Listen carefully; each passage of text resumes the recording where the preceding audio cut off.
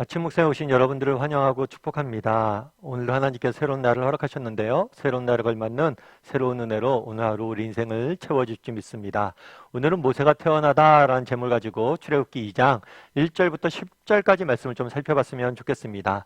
우리 먼저 1장 22절 말씀 같이 한번 읽어볼까요? 바로가 그의 모든 백성에게 명령하여 이르되 아들이 태어나거든 너희는 그를 나일강에 던지고 딸이거든 살려두라 하였더라. 예, 그러므로라고 시작하죠. 이스라엘 백성들이 가나안 땅에 기근이 일어나서 애굽으로 내려가게 됩니다. 근데 애굽으로 내려갔는데 그때 애굽의 총리가 요셉이었죠. 그래서 애굽에 정착해서 살게 됩니다. 그리고 많은 시간이 흘렀어요. 400년이라는 시간이 흘렀고 이스라엘 백성들은 그 수가 많아졌습니다. 그러자 그 수가 많아진 걸 보고 애굽 왕 바로가 두려움에 빠지죠. 염려에 빠지죠. 그렇게 해서 어떻게 했냐면 이스라엘 백성들에게 강제 노동을 굉장히 강하게 시킵니다. 그럼에도 불구하고 이스라엘 백성들이 계속 증가하죠. 그래서 이번에는 산파를 이용해서 이스라엘 백성들의 아들들을 죽이려고 그래요. 그런데 그마저도 산파 용기 있는 행동으로 해서 실패하게 되죠. 그러자 이제 바로가 무슨 방법을 썼냐면 백성들에게 명하되 아들이 태어나거든 그를 뭐 하라고요? 나일강에 던지라. 그리고 딸이 비거든 살려둬라 라고 이야기를 합니다. 그렇다면 왜 이런 명령을 했을까요? 사실 앞서 이야기했던 것처럼 이스라엘 백성들의 자손들이 많아지기 때문에 그들의 수를 줄이기 위해서 이렇게 했겠죠. 그런데 이렇게 나일강에 던지라라고 이야기한 것을 알기 위해서는 고대 사회의 좀 풍습을 좀 알아야 돼요. 고대 사회에서 재판을 받는 경우들이 있죠. 재판을 받는 경우에 이제 억울하거나 내가 자신의 결백을 증명하는 방법 중에 하나가 뭐냐면 강 한가운데 가서 강 정중앙에 가서 그 사람을 죄인을 빠뜨리는 거예요. 빠뜨리면 강의 신이 그가 정말 죄인이면 죽일 것이고 의인이면 살릴 것이라는 결국에 강을 지배하는 신에게 자신의 운명을 맡기는 거죠. 나일강에 던지라고 한 이유도 그거예요. 만약에 이 아들이 살만한 사람이라면 나일강이 살릴 것이고 나일 신이 살릴 것이고 아니면 죽일 것이다. 나일의 신의 운명의 신에게 운명을 맡기자는 거죠. 물론 이것은 나일강에게 맡기자라는 이런 종교적인 그런 것들을 이용한 학살이죠. 어린아이를 태어나자마자 강에 던지면 어떻게 살겠어요? 그냥 죽이는 거죠. 그런 계획을 세우게 됩니다. 그러자 어떤 일이 있었을까요? 이 1절과 2절 말씀 같이 한번 읽어볼까요? 레위 가족 중 한 사람이 가서 레위 여자에게 장가들어 그 여자가 임신하여 아들을 낳으니 그가 잘생긴 것을 보고 석 달 동안 그를 숨겼으나. 예. 바로 왕이 이스라엘 모든 남자들이 태어나면 강에 던지라고 이야기를 합니다. 그런 배경 속에서 누가 탄생을 하냐면 모세가 탄생을 해요. 그래서 2장부터는 모세가 어떻게 태어났는지에 대해서 배경을 설명하는 거예요. 그런데 재미있는 것은 2장 1절이에요. 레위 가족 중 한 사람이 레위 여자에게 가서 장가들어 이렇게 되어 있어요. 레위는 이스라엘 족속은 총 12지파로 형성이 되어 있습니다. 그 지파 중에 한 명이에요. 야곱의 12아들들이 있었는데 그 아들 중에 한 이름이 레위예요. 그래서 레위의 후손 중에서 한 남자가 여자에게 장가들어 아들을 낳았다라고 성경은 말하고 있는 거죠. 그래서 우리는 흔히 그냥 그랬나 보다 하고 넘어갈 수 있어요. 그런데 이것은 굉장히 이상한 일입니다. 왜냐하면 이스라엘 성경책을 보다 보면 이스라엘 역사에 위대한 사람들이 탄생했거나 정말 하나님 앞에 귀히 쓰인 사람들이 탄생했을 때는 그 사람의 족보나 그 사람이 태어난 지명이나 그 사람의 배경들을 좀 자세히 설명을 해요. 특별히 모세의 부모 역시도 마찬가지예요. 출애굽기 6장에 가면 모세의 부모의 이름이 등장을 합니다. 그 이름은 아므라함이고 요게벳이에요. 아므라함은 하나님의 택함을 받은 백성이라는 뜻이고 요게벳은 하나님께 영광을 돌리다는 뜻이에요. 너무나 좋은 이름에 부모님들의 이름이 있음에도 불구하고 여기서는 부모님들의 이름을 밝히지 않아요. 원래 족보가 등장을 해야 되는 족보가 등장을 하지 않아요. 뿐만 아니라 우리가 출애굽기라고 부르잖아요.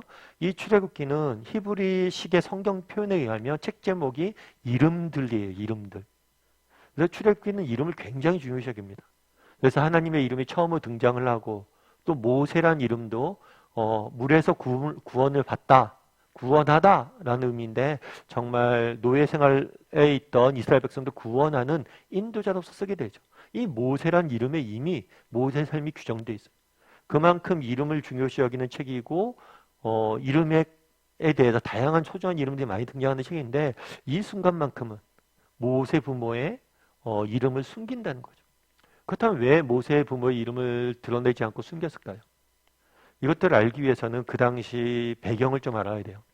앞서 이야기했던 것처럼 가나안 땅에 기근이 들었습니다. 그래서 이스라엘 백성들이 애굽에 내려갔어요. 그럼 애굽에 내려갔으면 뭘 하는 거예요? 기근이 끝나면 올라가야 되잖아요. 가나안 땅으로. 그런데 기근이 끝나고 가나안 땅으로 올라가지 않고 애굽 땅에 계속 있습니다. 400년 동안 머물러요. 그럼 왜 머물렀냐는 거예요. 왜 애굽에 내려가게 하셨냐는 거예요.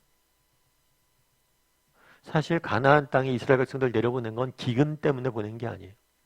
여러분들이 창세기 쭉 읽다 보면 알 수 있는 게 뭐냐면 야곱이 삼촌 라반 집에 갑니다. 그리고 다시 고향에 돌아와요. 가나안 땅에 돌아와요. 그런데 가나안 땅에 돌아오자마자 야곱의 아들들이 가나안 여인들과 섞이기 시작합니다. 이방 여인들과 만나서 자녀를 낳고 이런 이야기들이 많이 등장을 해요. 민족의 정체성이 흔들리고 있었던 거예요. 그러자 하나님께서 뭐란 거예요? 이스라엘 백성들을 애굽에 내려보낸 거죠. 애굽에 내려갔을 때 요셉이 형들한테 그렇게 이야기합니다. 형들 당신들 직업이 뭐냐고 물으냐면 목축하는 사람을 이야기하라고. 왜요? 애굽 사람들은 목축하는 사람들 가증히 여겼어요. 그들과 교류를 하지 않았어요. 그래서 이스라엘 백성들은 민족의 정체성을 지키면서 민족이 부강할 수 있었던 거예요. 왜 애굽에 내려보냈냐? 기근의 문제 때문이 아니에요. 정체성의 문제. 오늘 본문에 이렇게 되어 있죠. 레위 가족 중 한 사람이 레위 여자에게 장가들었다. 이 표현이 왜 중요하냐? 민족의 정체성을 지키고 있었다는 거예요. 이방 민족과 섞이지 않고 정말 민족의 정체성을 지키고 하나님의 보내신 그 땅에서 정말 하나님의 백성으로서 구별된 삶을 살고 있었던 사람들이 있었다는 걸 강조하고 있는 거예요.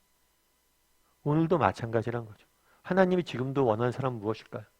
화려한 이름이 있는 사람이 아니에요. 레위 가족 중에 한 사람을 찾고 계세요.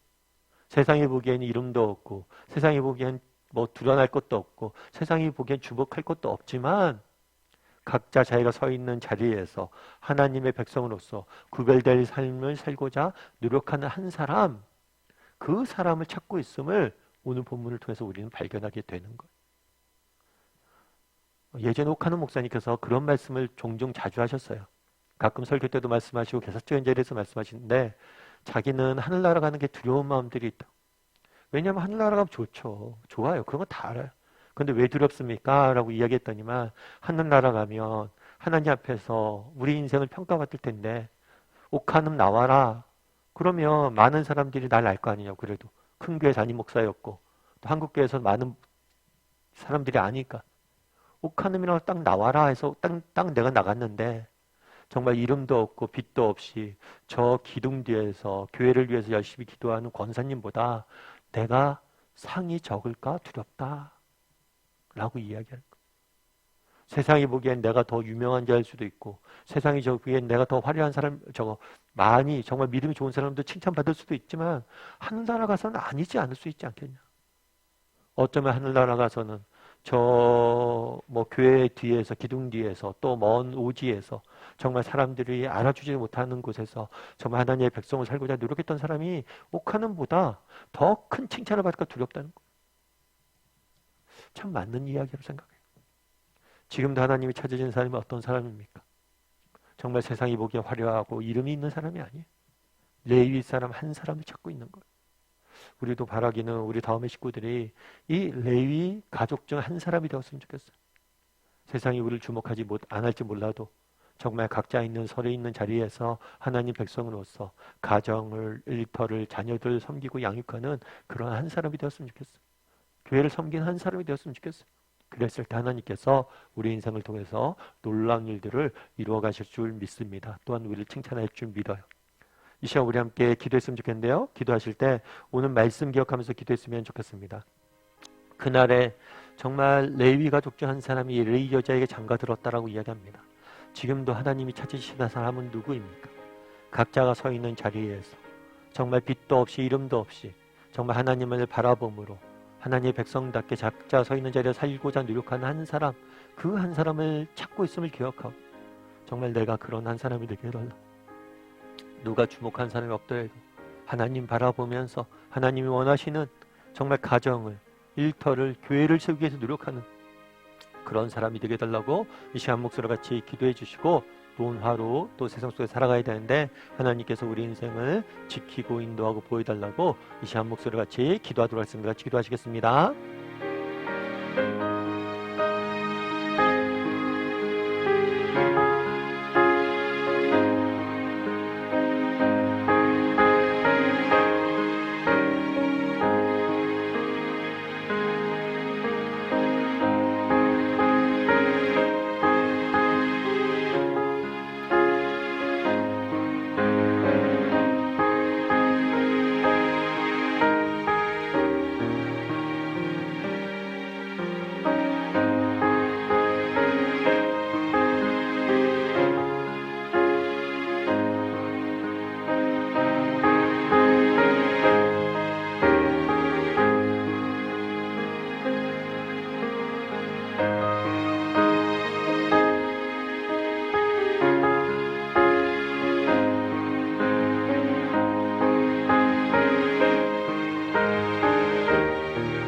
사랑의 하나님, 그날에 정말 레위 가족 중 한 사람이 레위 여자에게 장가 들었다라고 이야기합니다.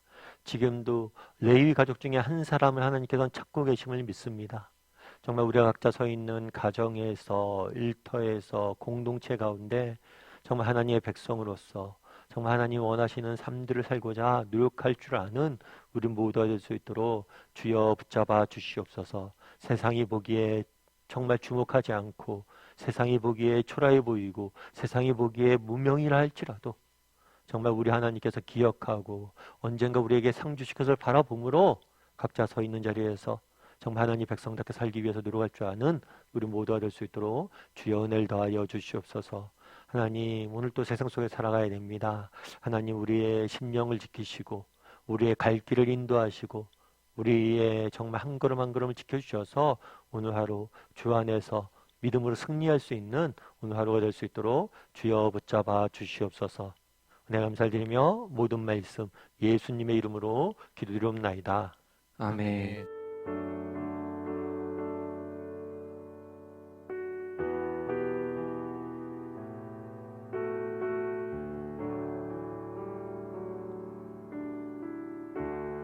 주를 위한 이곳에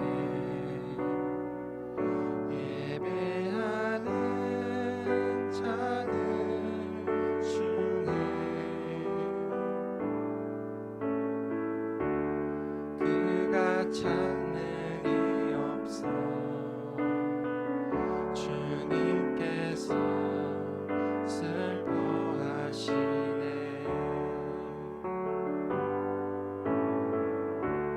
주님이 찾으시는 그 한 사람 그의 배자 내가 그 사람 되기 간절히 주께 예배하네. 주 은혜로 이곳에 서 있네. 주 임재에 엎드려 절하네. 그 어느 것도 난 필요 없네. 주님만 경배해. 주 은혜로 이곳에 서 있네. 주 임재에 엎드려 절하네. 그 어느 것도 난 필요 없네. 주님만 경배해. 주 은혜로 이곳에 서 있네. 주 임재에 엎드려 절하네. 그 어느 것도 난 필요